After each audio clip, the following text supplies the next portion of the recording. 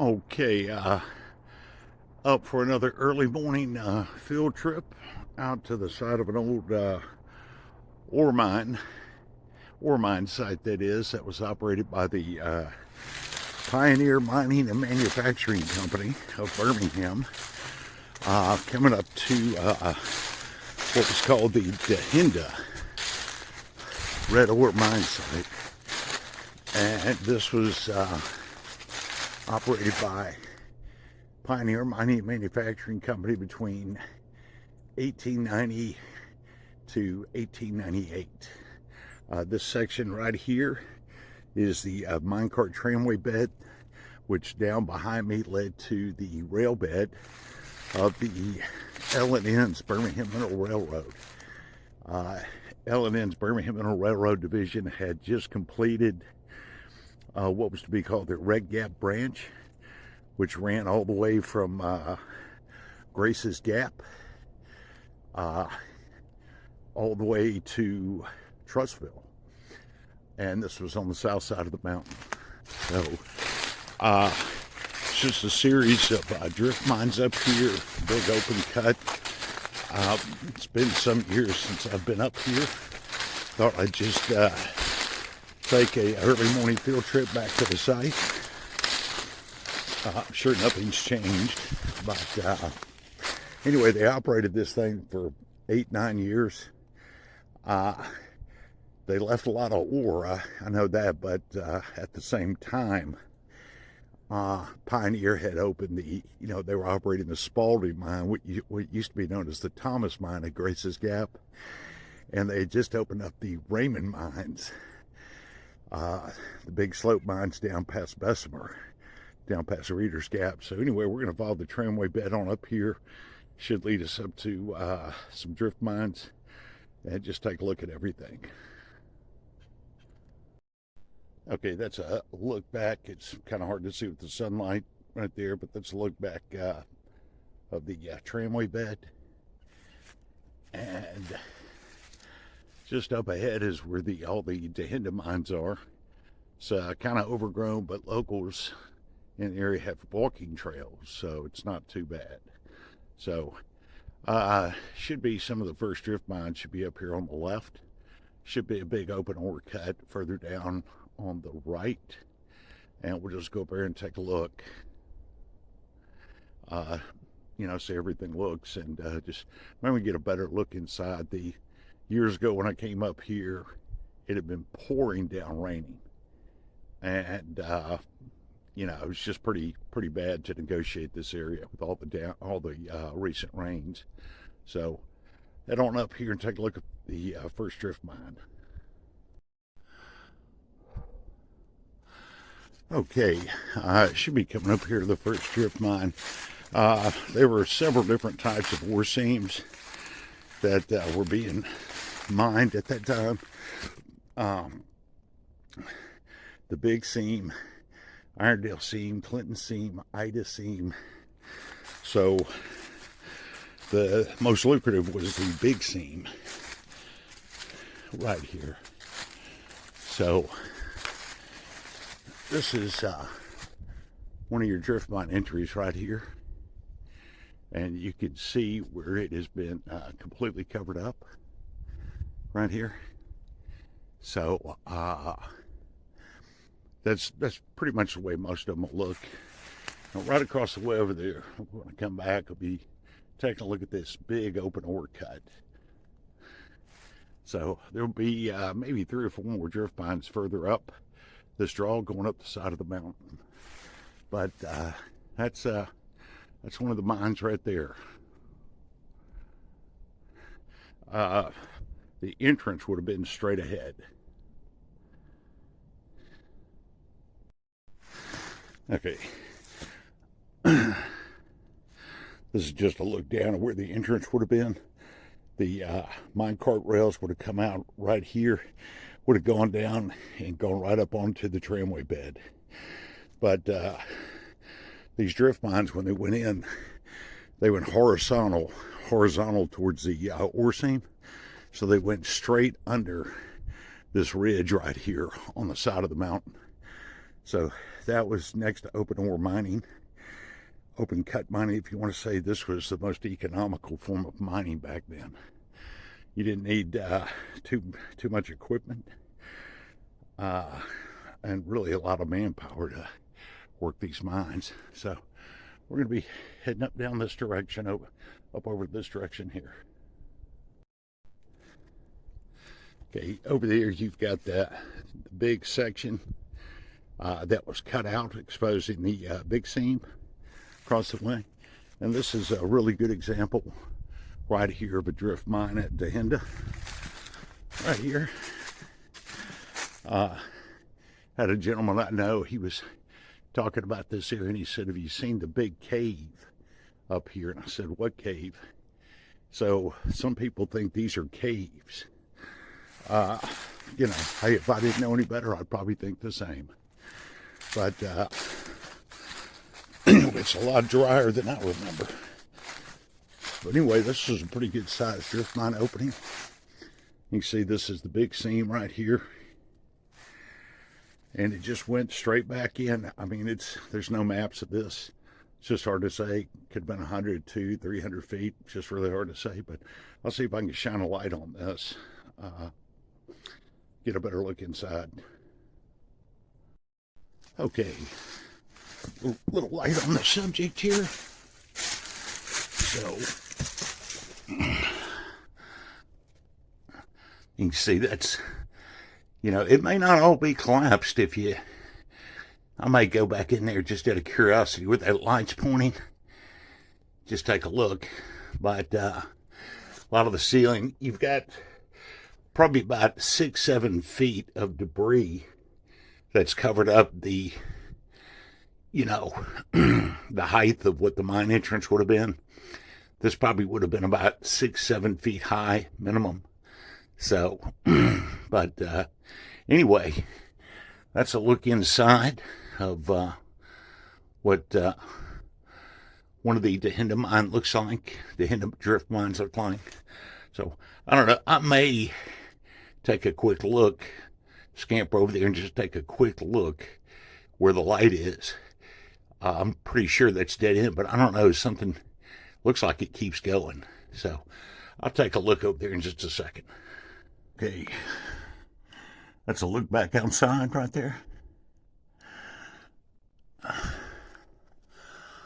See a lot of ceiling collapse right here. Okay, that doesn't go anywhere. But,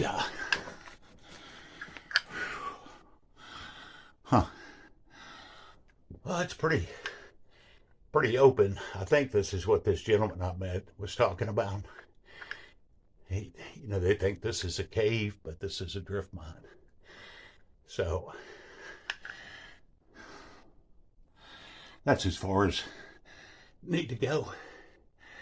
But it looks like it continues on back there. I don't know. May take another look, just see. But anyway, let me evaluate this for a minute. Okay, I crawled over, just took a quick look. It's hard to say, it may still keep going, but that's as far as I'm going to go. There's some open pockets back there, but that's good enough. Just checking this out. But I can see how some people would think this might be a cave. But all right there is the red ore. It's what they were after. So, anyway, make our way back outside and check out the rest of those drift mines. Okay, back outside. Well, let's look at that drift mine there. And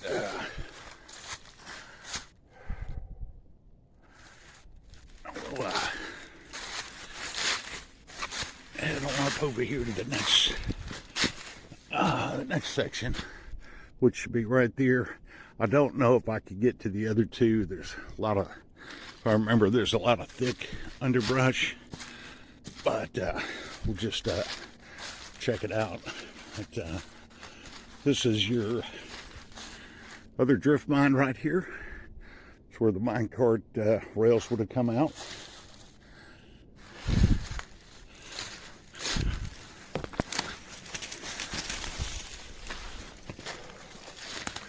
So the entrance would have been right there. So once these, the drift mines were heading horizontal, they're close like these are, they would connect them through what's called upstarts, passageways between the drift mines, not only for the miners to transit between the mines, but also for air ventilation. So I believe there's a couple more right up over here. So, all right. Everything pretty much looks the same. Okay, had to navigate through some dense thicket right there to get to this next one. Right here. He said all these drift mines go back between circa 1890 to 1898. Looks like that's got a little opening right there.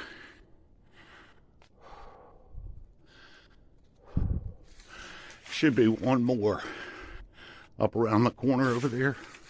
See if we can get to it. This wasn't as bad as I thought to reach it. So, all right. We'll see if we can take a look inside real quick. I'm not even going to worry about getting my light out. That is completely filled in right there by debris. It's just washed down from the top of the mountain over 100 plus years. So anyway, where all that debris is covered up, underneath there was the mine entrance, where was the drift mine. So we're literally looking down from the ceiling right here. So, all right.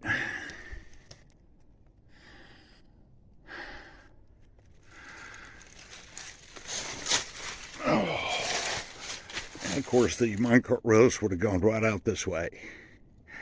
All right, let's see if we can get up to the next one.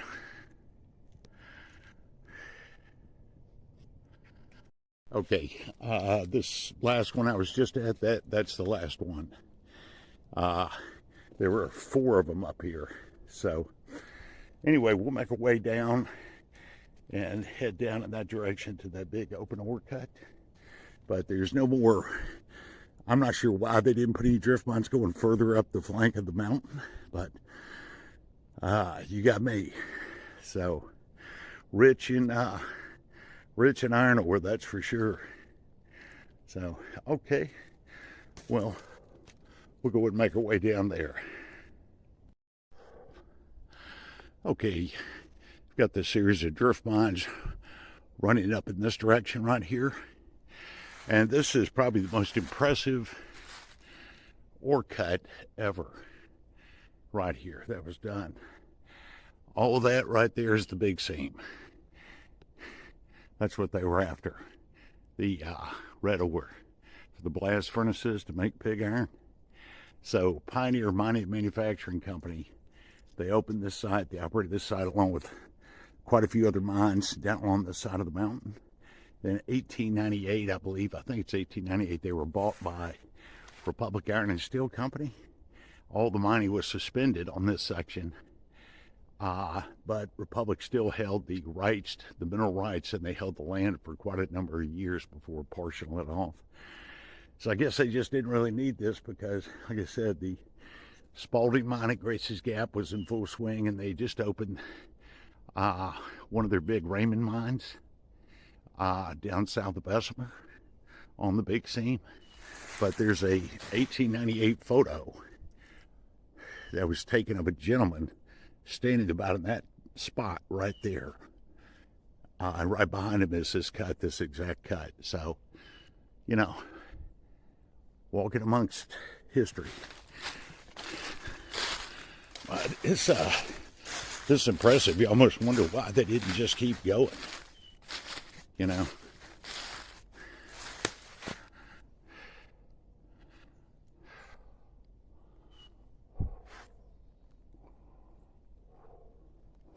You can see they cut this much out. The side of the ridge along the mountain was going down in this direction.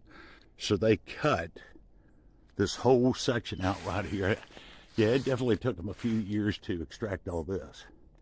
So, but anyway, very impressive. But that'll pretty much do it for the little early morning Dahinda mine field trip. Just it's interesting to finally get a little ways back in that drift mine, but I can see how some people might call that a cave. You know, if I didn't know any better, I'd probably call it a cave. But okay, we'll go ahead and start making our way up out of here. Good early morning field trip.